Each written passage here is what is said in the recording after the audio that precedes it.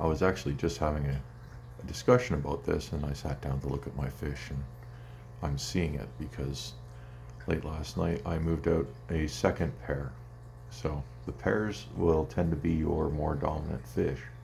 Of course, big red there on the pigeon, actually that's referred to as a checkerboard. It's it's created by mixing a pigeon with a standard Turk, and they come out like this. But anyway, when you move dominant pairs out, and although Big Red was dominant, the next fish down were um, the snakeskin female and her male, and then um, Big Bertha picked the next best male that I had out of these, and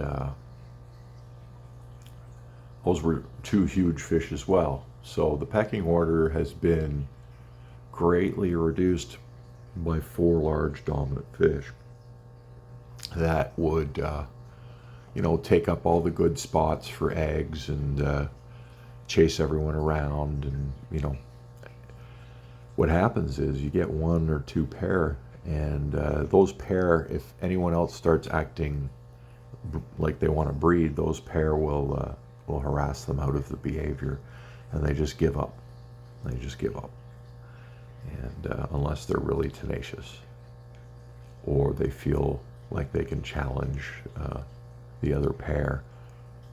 And but then you get everybody fighting over the same cone when you get two pairs, right? So that's why I pulled the one I was sure was doing well left first, and then of course once that happens, I pulled out the snakeskin female, and they took a try in one of the breeding tanks there. They've been gone for about a week. And over the course of not even a week, but over the course of the time that they've been there, Bertha, who is the biggest female, and she was holding eggs forever and rejecting all the men, picked a male, because that snakeskin female and Big Red would give the Big Turk female a hard time. So once I took the other pair out, she felt she could make a move, and she did. So now she's downstairs in a 30-gallon. Still a little pissed off from last night's move. They take a few days to get over a stress event like getting netted. They don't like it. So, and it's a new environment. It's not their favorite place, which is this tank. So they've got to get over that. And hopefully they had enough hormones going. They were dancing and trying to lay eggs and everything yesterday. And then these fish were coming in to eat the eggs. And the eel has figured out what the cone is. And when they're over there, the eel's just waiting to rob them. And the eel will force their way in, and they'll like try and fight the eel off, and the eel will just eat the damn eggs. So it's very stressful for them. I yanked them out. Now they can.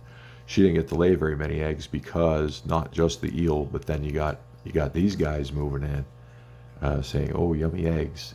Everybody wants to eat everybody's eggs, and so once they figure out they're in a safe place, they'll do things properly, and that female is more than old enough to make a huge batch and she's big, so she'll make a huge batch, and she can support a large number of babies.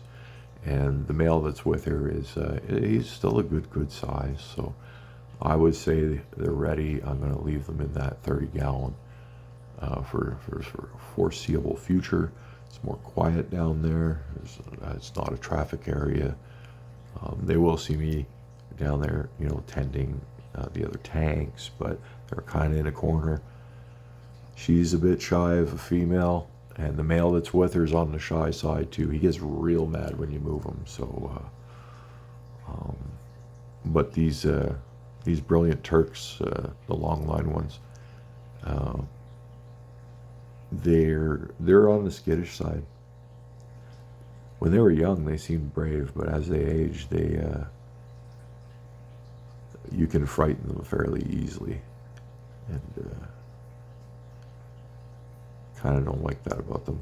I had one that got frightened so easily all the time that he would frighten the whole lot of the fish in the tank with him, right? Like when one does something, everyone else reacts. So if you got one that's freaking out over everything, then you got all your fish bouncing off glass, and that's not a good thing. So one day that guy freaked out so hard he bounced off the glass hard enough to kill himself, and that was the end of him. And then my tank became a lot calmer, so it was kind of good that he did it, because his behavior was hurting others. But it was sad to lose him because he was huge at the time. So that blue one's really grown lately. Look at it parked up beside Big Red. And it has been fluttering even today. Turned on the camera because that blue one was fluttering, and this very young orange one was coming up on Big Red and fluttering. So I believe maybe it'll do it again. See, it's starting to assert itself. It's one of the youngest fish in this tank.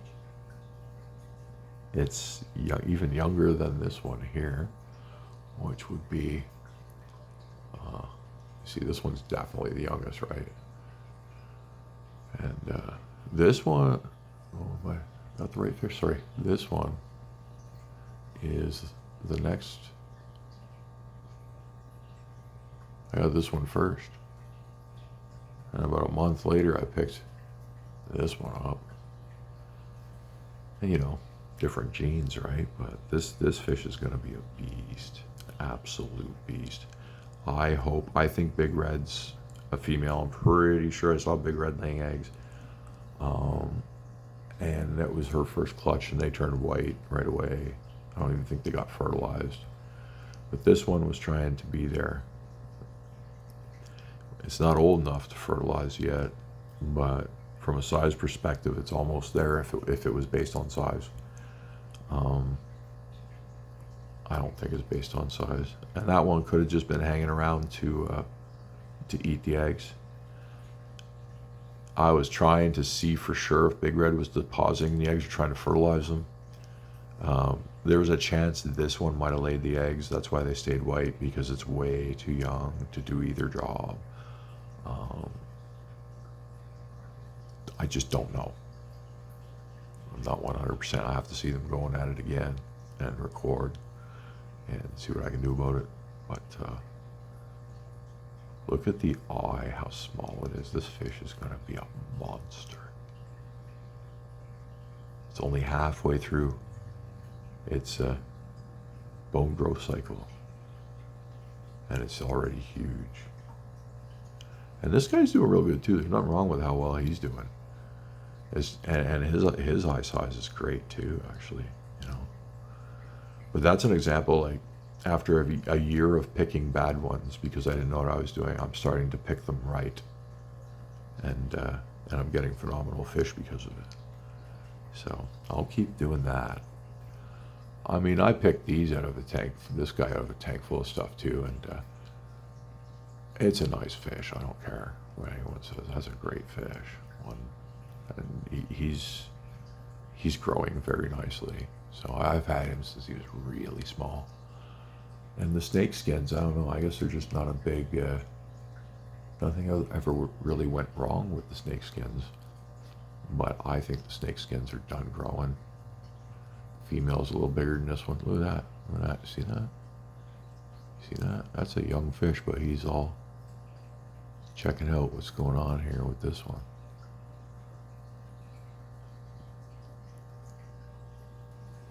You know, you pull the dominant guys out. The younger ones or the lesser ones step up in the pecking order, and you start to see new relationships forming.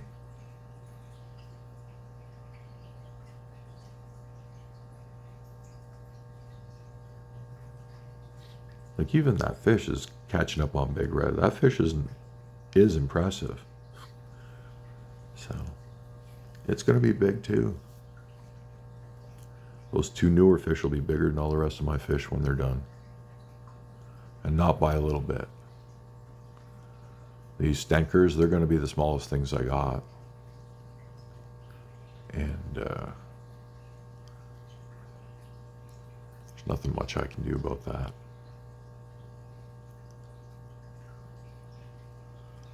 And the white one's coming along well, but he still refuses pellets and flakes. So I won't feel good about him till he does that. But he eats lots of everything else, and he's very good at targeting his food. He should be fine. And he poops clean. This guy here, I'm gut loading food right now just because of the way he looks. But he looks like that because this is the one that just suffered the worst when cloudy eye was a problem for us. And I think it put him off eating for a while. So he is gaining weight. He's not getting worse. So we're heading in the right direction. And I just got to kind of keep overfeeding because I need him fatter and I need to keep the little white one going. So I've been overfeeding anyway. And I've cut way back on beef heart. I've introduced krill and shrimp to supplement my cutting back on beef heart. I think I'm going to switch right over to fish diets. Krill and shrimp combo seems to be producing some nice results here. I'm seeing some weight go on in ways that wasn't on, like Big Red, for example. He's starting to round out in a real nice way, and it might actually be the krill and the shrimp helping him out. This one too. Just and my breeding pairs, everybody's starting to, I guess, get that adult weight, the bigger ones. But this guy's like halfway to adult. Look at the weight on it. It's just gonna be a beast. Water looks so good today. I'm supposed to water change today, and I'm not going to touch anything because it's all perfect. And I'm going to do it tomorrow.